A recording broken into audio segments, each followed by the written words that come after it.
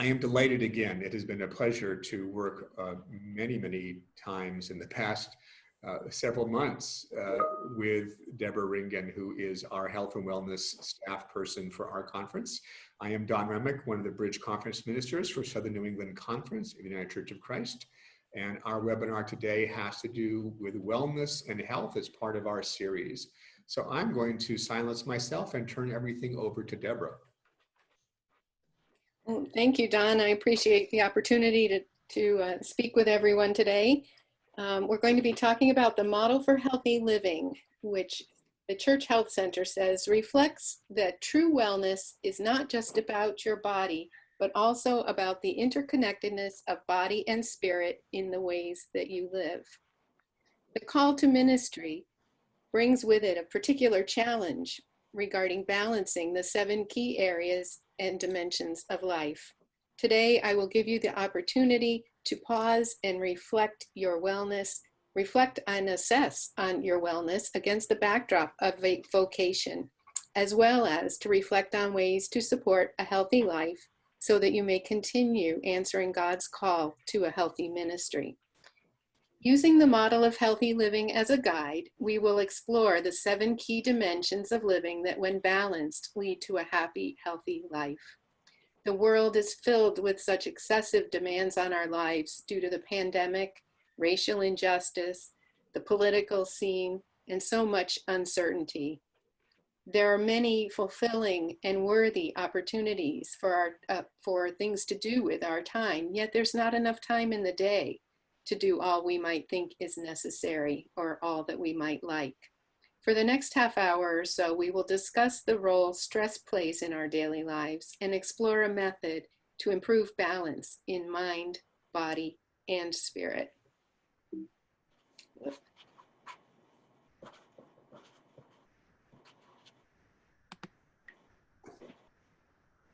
To begin, let's take a look at where you are today. Ask yourself these questions. What happens when outside influences on your life take over? How do you feel? Are you overwhelmed, too busy, too stressed, anxious? Do you get enough rest? Do you feel burned out? Do you strive to do things perfectly? How do you feel? What can you do about it?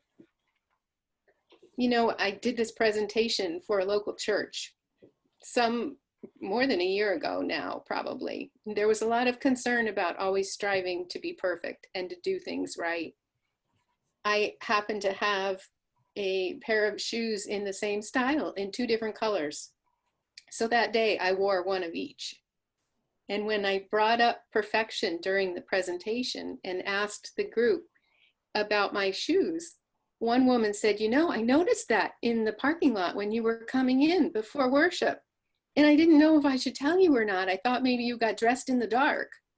One was navy blue and one was tan, so the difference was pretty obvious. But when asked if that made any difference in how they could receive the presentation I was giving, they all laughed. And of course, it made no difference at all. So the point is, sometimes we worry too much about the tiny details of doing things right or perfectly that really don't influence our impact on the world around us or influence our lives. Let's see. So I'm not going to go into too much about the physiological response of stress on our lives, but when we're feeling stressed, we run on adrenaline. That's our fight or flight hormone. That's our body's response to help keep us alive in a dangerous situation, to help us survive a famine or a large disaster. So that keeps us safe to a good degree, gets our body ready to respond. But when it becomes chronic, these hormones can cause a lot of health issues. Our blood sugar levels go up, our heart rate goes up, our blood vessels get constricted or dilated in the skeletal muscles. We can end up with fatigue, metabolic disorders like diabetes and obesity, depression, tension in our shoulders or our neck, upset stomach, and other things. Sometimes what we need is rest. It's important for us to be able to be aware of how our body responds when we're feeling stressed. So think about these areas. Do you notice tension in your back? Is your blood pressure up? Do you get frequent headaches or eye strain or joint pain? Have you reduced the amount of exercise that you are used to doing? Are you worrying more? Maybe not sleeping much? Feeling and worrying about what is our meaning and purpose now?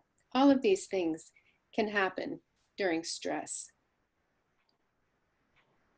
So if we can be mindful of our physical reactions and our emotional reactions, we can then go on to do something about it.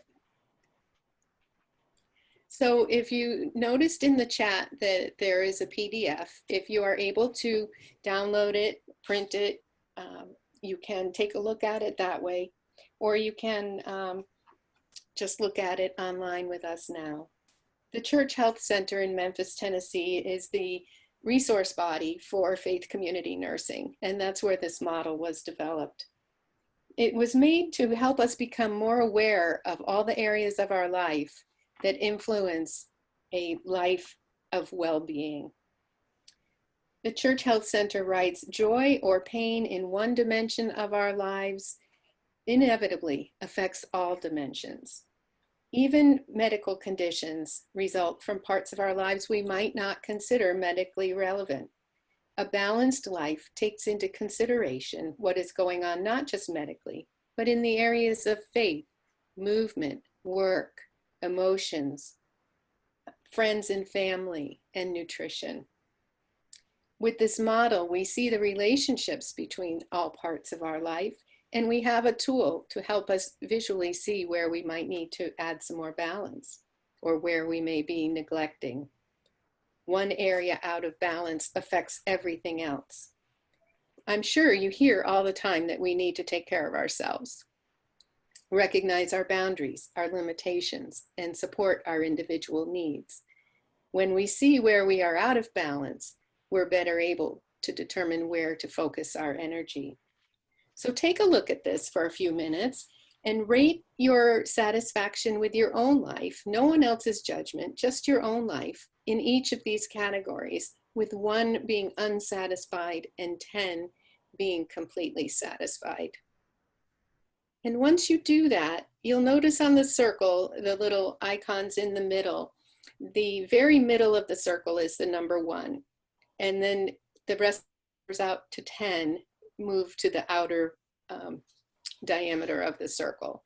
So once you have decided where you are on each of these dimensions, plot them on the circle. I'll give you just a minute to do that. Even if you just do it in your mind. So if you are not satisfied at all with your level of exercise, you would put your dot in the middle of that purple pie slice, in the middle of the circle. If you are completely satisfied with your faith life, the dot would be on the very outermost point of the circle in that slice of pie.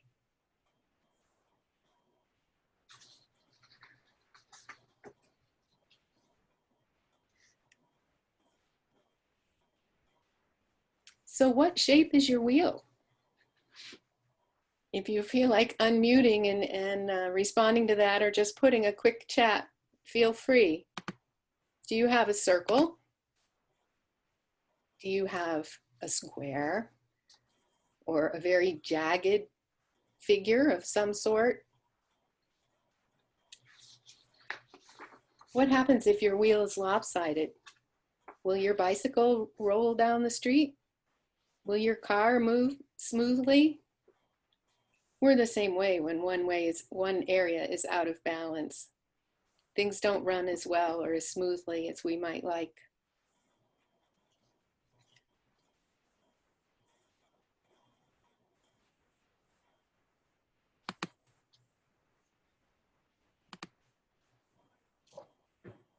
So we're going to talk a little bit about what we can do about these areas of our life. the place to start is, how do we do self-care? And I don't know about you, but other than my bright red word deliberate there are some other points in this definition of self-care that really stand out to me. The fact that it is deliberate and that it is required for well-being and good health, and that it includes rest and relaxation. We're told to practice self-care all the time, to put our oxygen mask on first before helping someone next to us. But do you practice daily self-care? Were you taught that self-care is selfish? A lot of us feel that way when we try to take time for ourselves. Now we're going to look at some ways where we can include self-care and maybe add some balance to each area of our life. In the faith life, the Church Health Center says we've moved a universe away from seeing faith as an important part of health, and it's time to bring the two back together. Faith traditions vary widely, but at the core, a faith life helps us build a relationship with God, our neighbors, and ourselves.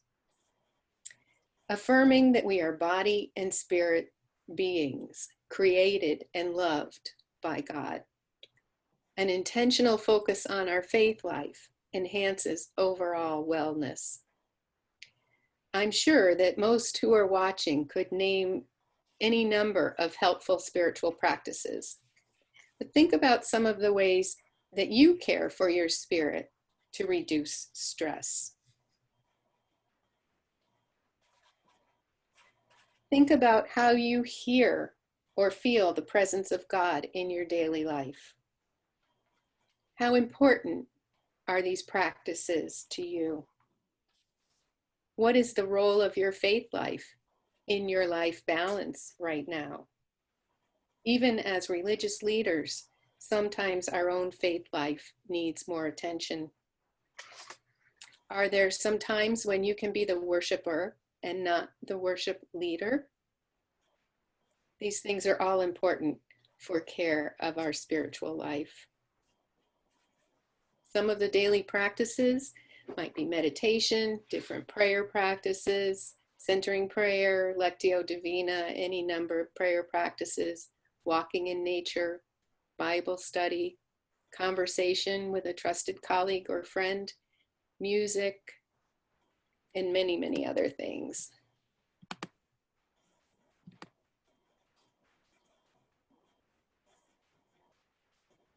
Well, I'm just noticing the chat, and there was one comment that the shape of the wheel seems different every day.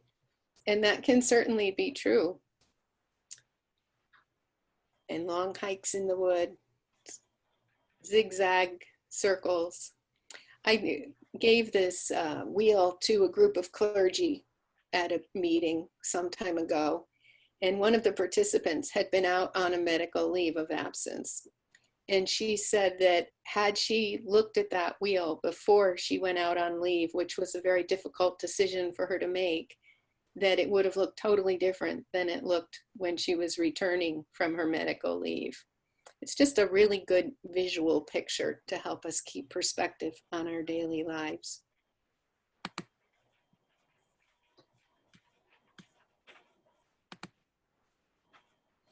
Then we have to look at the medical area of our life.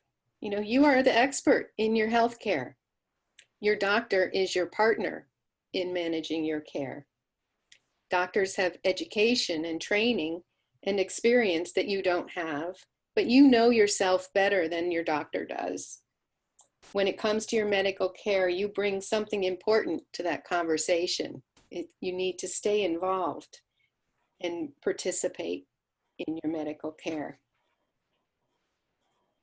Ways you can participate: get your regular checkups.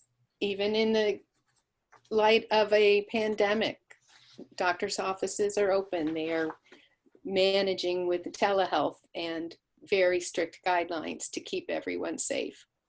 Know your numbers, your blood pressure, your blood sugar, your cholesterol. Keep track, keep a file. Know your height and weight and the trends. And when you go to an annual checkup, take all your medications, or at least a list of all your medications, including over-the-counter medications and herbal supplements, so that your doctor knows everything that you are taking. And remember, even a small change can make a great difference in your health. Don't try to do everything at once. Change comes with small steps. Don't forget about your immunizations. This year we'll need our annual flu shot, even though we'll be looking at COVID-19 as well. Hopefully we'll have another immunization added to our list. Tetanus needs to be updated. Have you had the chickenpox vaccine? Have the children had HPV? Have you had a shingles shot? Are you of the right age? Pneumonia. You need to discuss these things with your doctors. Measles, mumps, and rubella. Adults need to have had a booster between the age of 19 and 55. So these are things to keep in mind. Movement is a very important area in managing health. We were created to move. When you consider the way the parts of the body are hinged together, our joints, our muscles, we can reach and rotate in every direction. It's part of how we celebrate our body and spirit connection to God. No matter what your physical activity is now, you can discover more ways to enjoy movement. The earliest pages of the Bible show God's movement, walking in the Garden of Eden. And David, the greatest king of Israel, danced before the Lord with all his might. Simple things for exercise, even standing up when a commercial comes on television, is a way to add a little more exercise to your life. The goal would be trying to do something every day or as many days a week as you can. Up half an hour to start is recommended, or half hour is a recommended guideline. Even 5 or 10 minutes to start is good. Outside is even better to get us some fresh air and sunshine. The link I have on here is to a body prayer. There are ways to move our body, the words of the Lord's Prayer, that you can find on videos. This is one, and we can send out the PDF afterwards. We can send out the slides, and the PDF will be on there if you like. Lots of ways to move. Let's see. There are programs from the Church Health Center like Walking to Jerusalem. Even virtually, we could encourage and engage our congregants with walking or exercising for a certain amount of time each day. We can track minutes and make equivalencies and do a virtual map of how close we're getting to Jerusalem. We did it once in a church following Paul's first walk in Acts, Paul's journey in Acts. You can pick whatever journey in the Bible you would like, and it can be a very fun activity when you have different ideas of things that people can do. We included reading the Bible with the kids, or walking. The program sets up equivalencies for biking versus walking miles, or swimming, all kinds of different activities that you can engage people in. And when we finished the program, I had people saying, where do I turn in my miles? They get excited about some exercise, and there's some accountability in there that people like. We all know the benefits of exercise, or we've all been told many, many times. It controls weight, improves health, improves mood, boosts your energy, helps you sleep better, improves your sex life, and adds fun. So why not, right? Of course, all exercise, if you have a medical condition, should be done with consultation with your physician. But there's always a little something that each of us can do. Next, we come to the category of emotional, managing stress and understanding your feelings to better care for yourself. It's pretty easy to turn to unhealthy habits in response to stress in our lives. For many people, that habit, whether it's food, mindless television, excessive spending, alcohol, or something else makes us momentarily feel better, even though we know it's not good for us in the long term. Through understanding our feelings and emotional needs, we can make changes to better care for ourselves and manage our stress in healthier ways.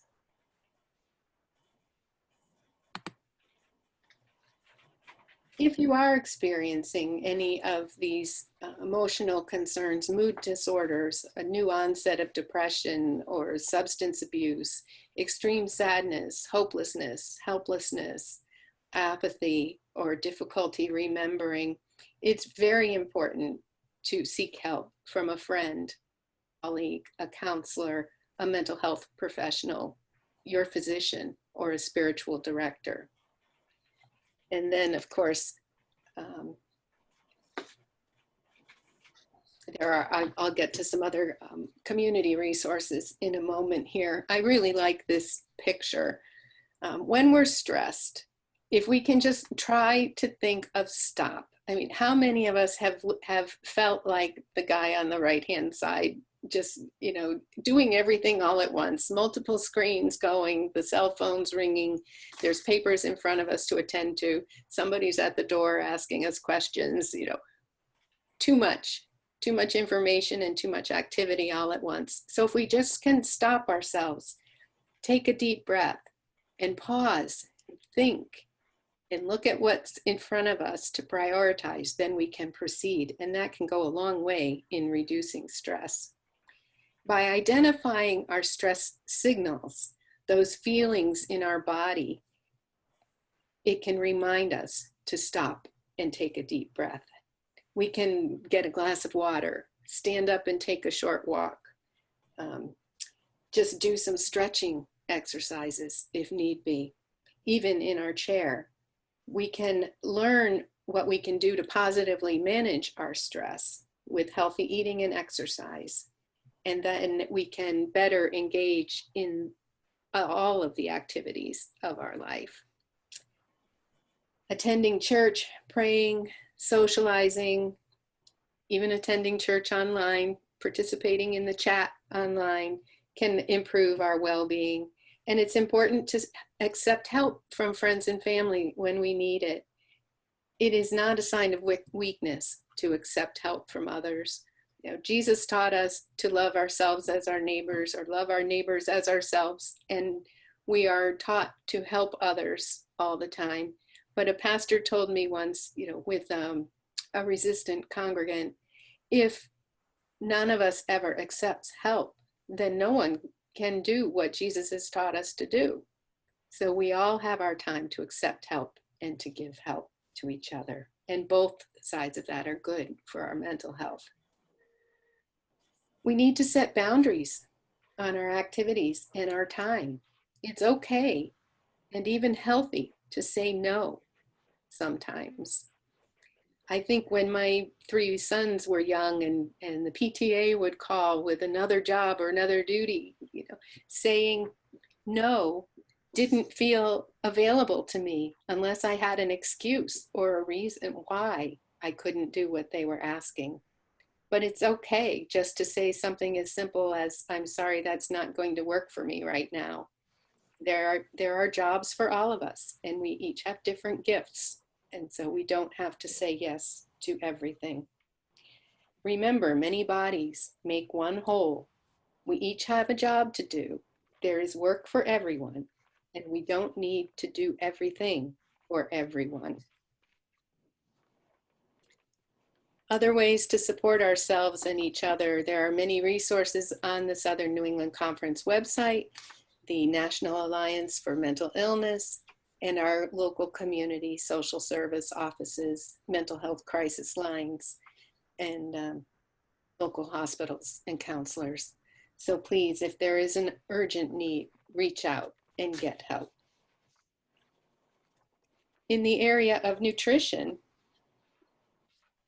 good nutrition builds strong bodies that can lead to being a whole person, better connected to God. What you eat matters. Whatever your eating habits are now, you can increase your understanding of how food affects your overall well-being by paying attention making smart food choices, and developing healthy eating habits. It doesn't mean we're not going to have treats and sugar and candy and cookies and whatever else it is, the snacks that we like, but things in moderation and being aware of the choices we're making can go a long way in improving eating habits. You might want to keep a food journal for a few days to really be aware of how much you are eating in a particular day. My husband has been following Noom as a place to keep a food journal, and that accountability has helped him lose about 40 pounds while we've been in quarantine. And this is, so something along those lines, Weight Watchers, and any service or way that you can have some accountability and really realize what you eat and how much you eat and what the reasons you're eating might be. A lot of us have emotional eating when we feel stressed. We reach for that sugar. It gives us a little bit of a calming effect for a while until we crash and feel more tired. So we can pay attention, look for patterns. This is the current dietary recommendations. It's a nice plate. Half of your plate should be fruits and vegetables, with a little less than a quarter of protein and a little over a quarter in whole grains. Just a good visual. And then the dairy on the side there. And of course, water. Don't forget to drink your water. In our work life, I'm guessing this is a hard one for most of us. We are made to work. The value of work is often intrinsic. We can appreciate the skills and talents and gifts you bring to your work situation, whatever it is. Maybe that's how you find meaning and purpose in your life, through your job or volunteer commitments. But what is your passion beyond work? Are you able to spend time pursuing that option? Why or why not? Give that some thought. No one has to do everything. God gives different gifts to all people. And even God rested from work on the seventh day. Work towards establishing work-life volunteer balance. Use your support system. Maintain one calendar. It helps you to see the whole picture and be accountable and learn to breathe. And of course, Sabbath time. Doesn't have to be a particular day, doesn't have to be the whole day. As long as there is some Sabbath time for rest and renewal. Our friends and family are very important relationships. God, Jesus, and the Holy Spirit were the very first relationship. And we know God exists in community. Coping with life is sometimes hard, but friends and family make it easier. You can give and receive help through relationships. There's a time for everything and a purpose for everything. We can love each other.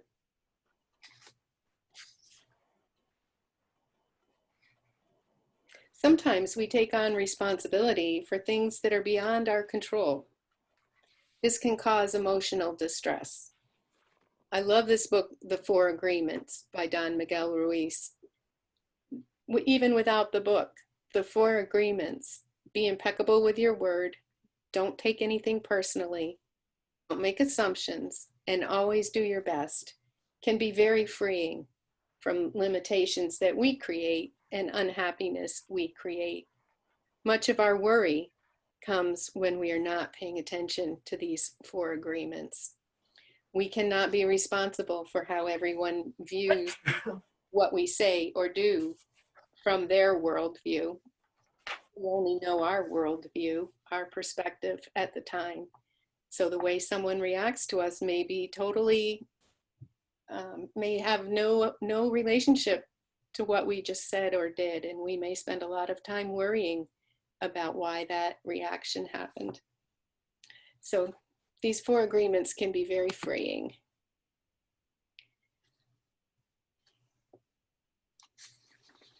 Friends and family help us to connect, to laugh, to share, to serve, to practice compassion and forgiveness regularly. And it's important for us to try to take the ego out of all of our situations in our daily life and just do the best that we can in agreement with our values and the values of our faith tradition. There's always room for improvement.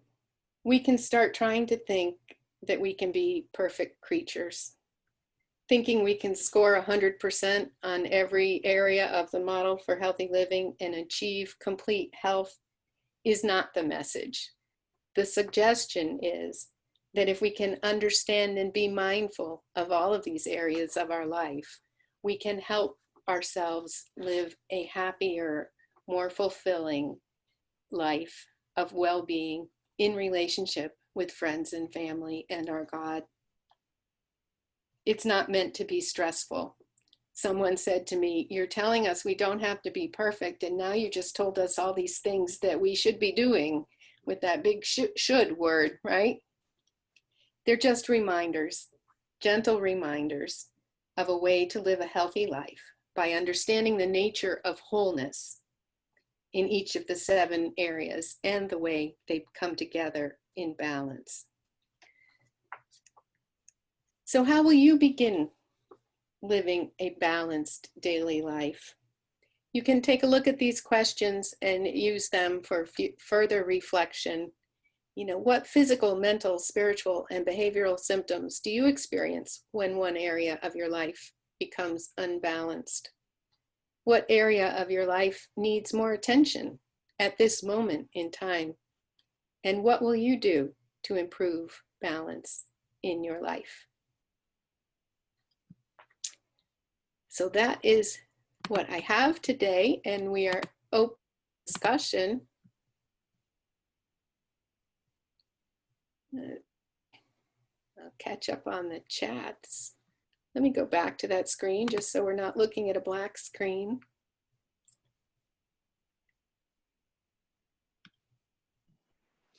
Folks, you can feel free to unmute yourself and ask any questions or type them in the chat box.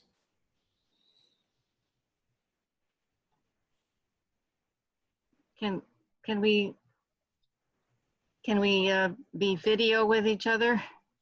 Sure. How do you do that? Don, did you unvideo everyone, or? I, to my knowledge, did not unvideo everyone, or. Oh, there. There you go. Hi, Susan. On Hi. the bottom of the box with your name in it, you will find an icon with a camera. You can click on that to turn your camera on. Okay. Yeah, I see a comment from Wendy about not being able to gather for worship. So faith life has taken a hit. I know that I've heard that from lots of folks, particularly some elder members of the congregation who don't have as much ability or desire to get online to watch worship. And even younger people who just aren't feeling that connection. It's a tough one to produce an online worship that I think that meets all the needs of everyone in the congregation, especially for churches that are just learning how to do that. You know.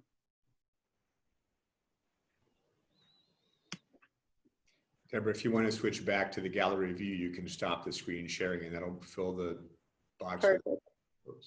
Thank you. I will do that. That's better. Yeah, I think that's one of the things I'm hearing most frequently from our clergy right now and many of our church members is some are sort of deeply appreciative of the online worship experience and some are still longing for that getting back to in person. Or as you keep using the language, trying to figure out what phasing forward into in-person worship will look like. But there is an impact of that on people's sense of their spiritual life and their communal life as part of church. Definitely.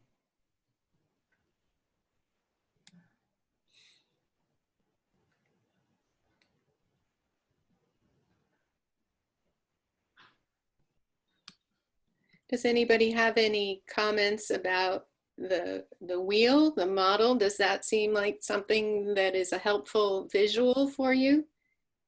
Yes, it is.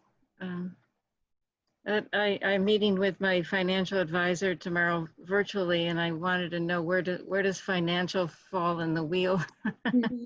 Is it in all 7 areas?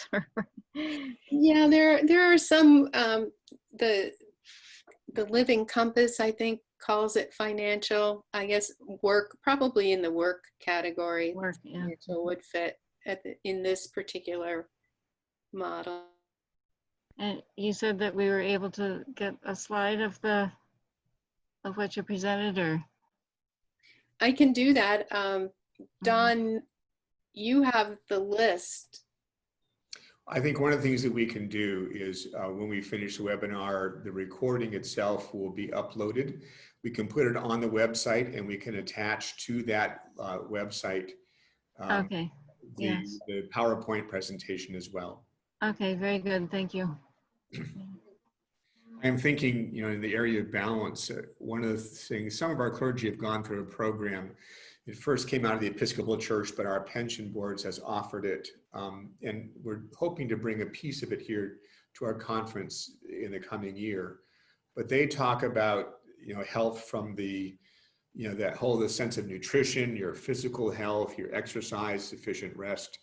But they also go into, do you have financial health? Do you have a plan and a budget and long-term goals and retirement preparation?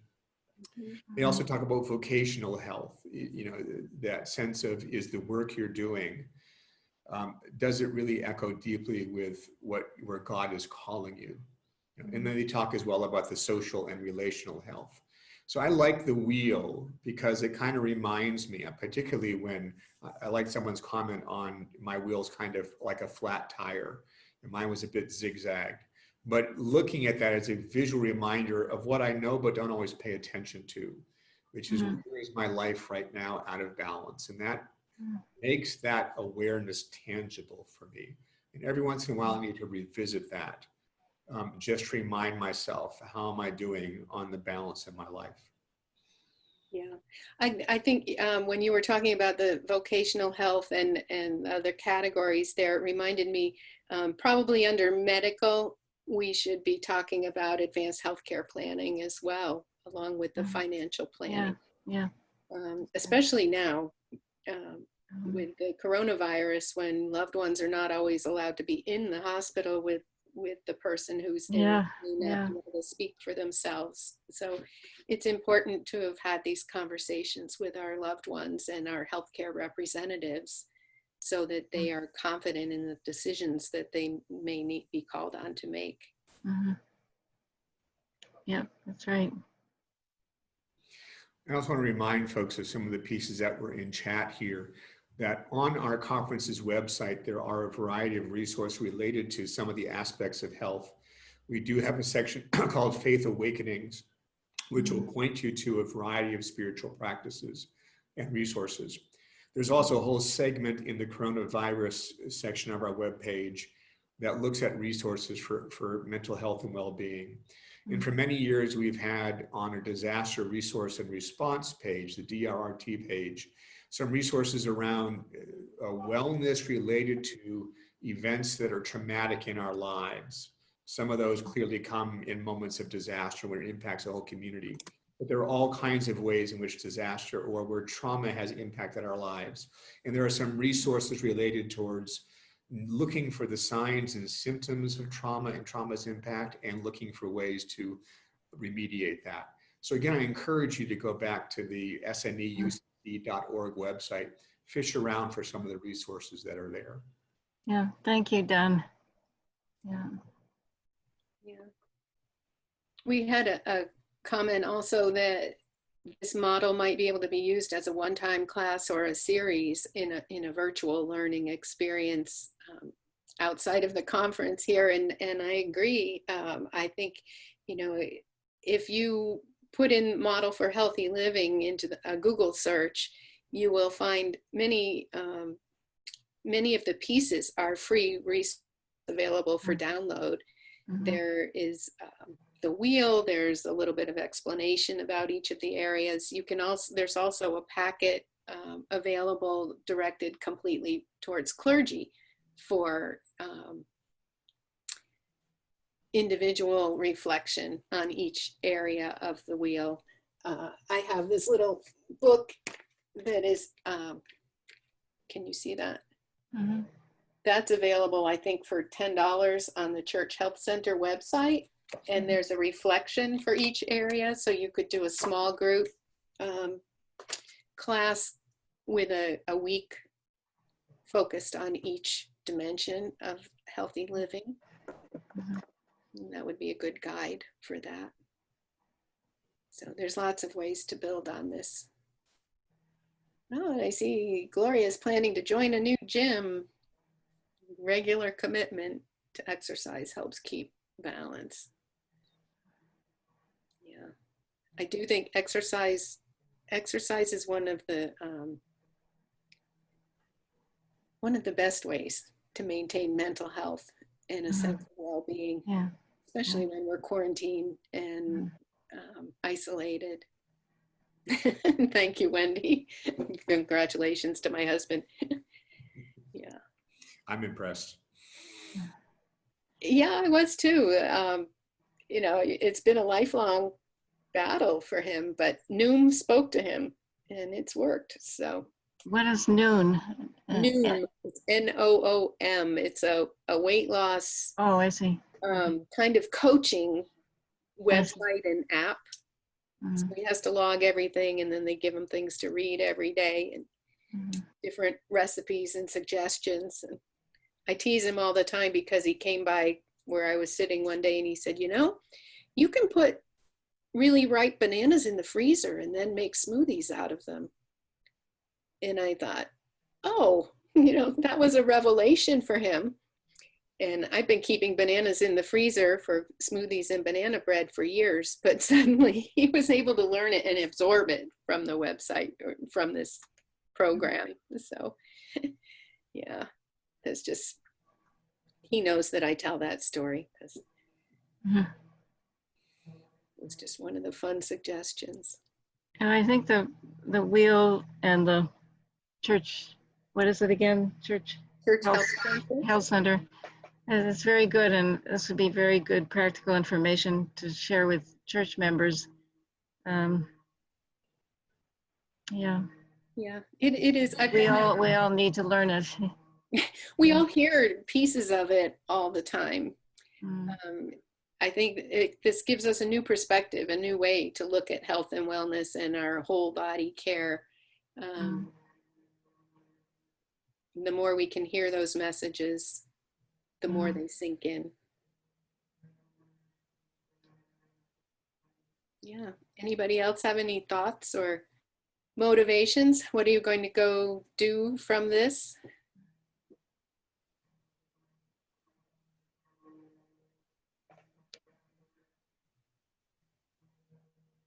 Any suggestions for other topics we should explore in terms of resiliency and well-being?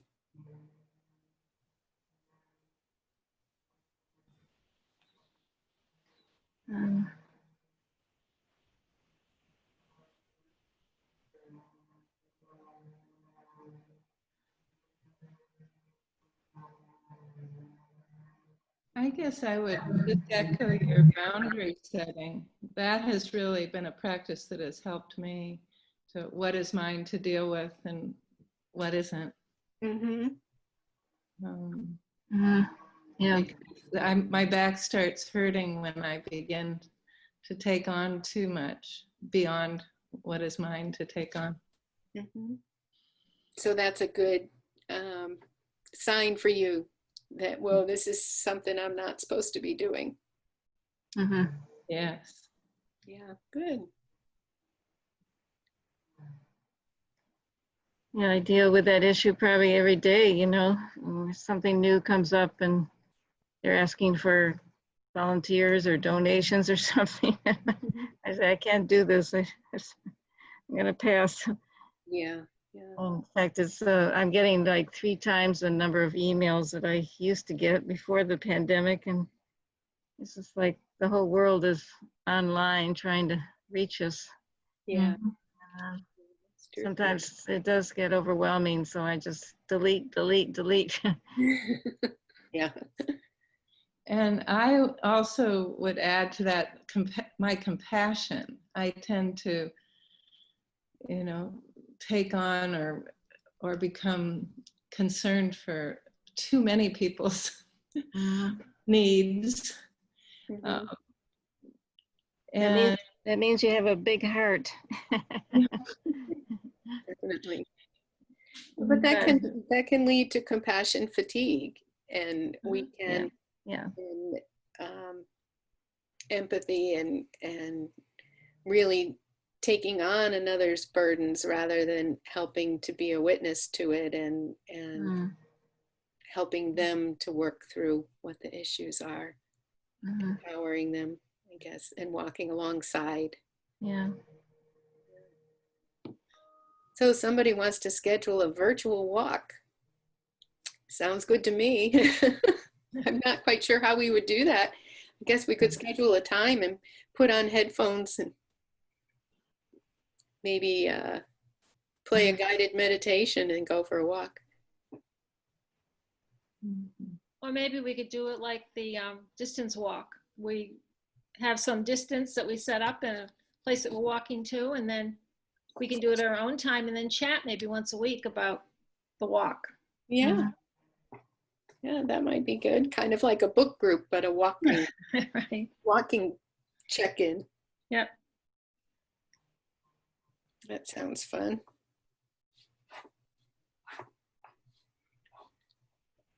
And accepting change. Boy, there's a lot with that. That was one suggestion for another topic. I'm sorry, go ahead.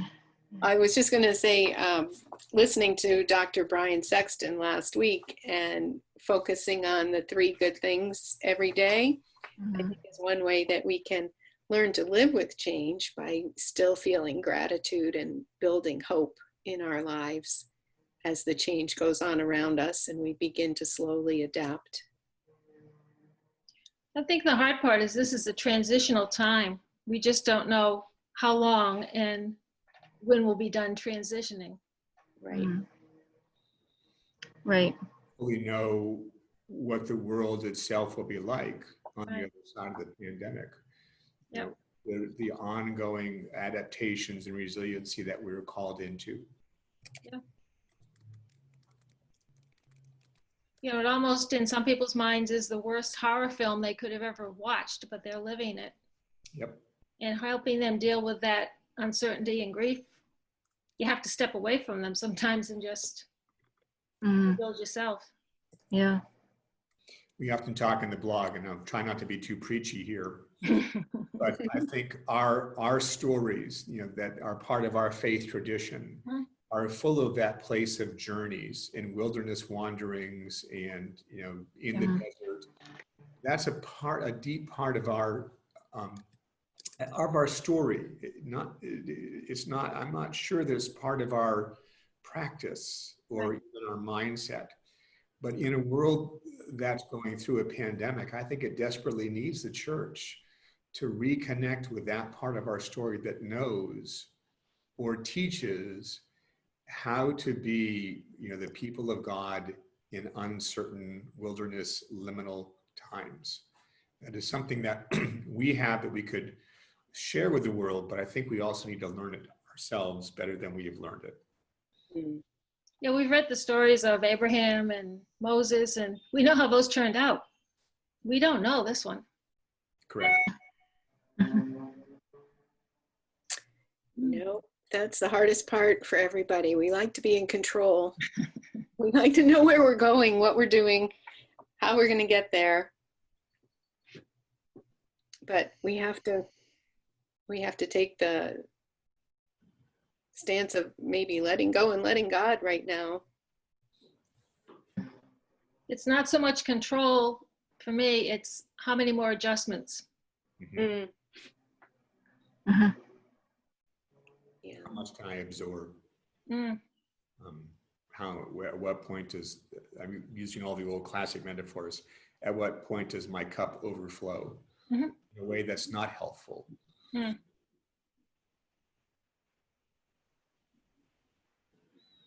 We have a thunderstorm that's getting stronger and stronger here. So I'm going to unplug the computer. Okay. So Where are you, Peggy? Rhode Island, Quinnipiac Oh. Island, Portsmouth. That's probably coming our way. Oh, oh, it's good Probably. talking to you. Thanks, Deb. Good to see you. Take care. Yeah, take care. Yeah. I am also going to stop the recording at this point. We can still continue conversation, but we'll be off recording.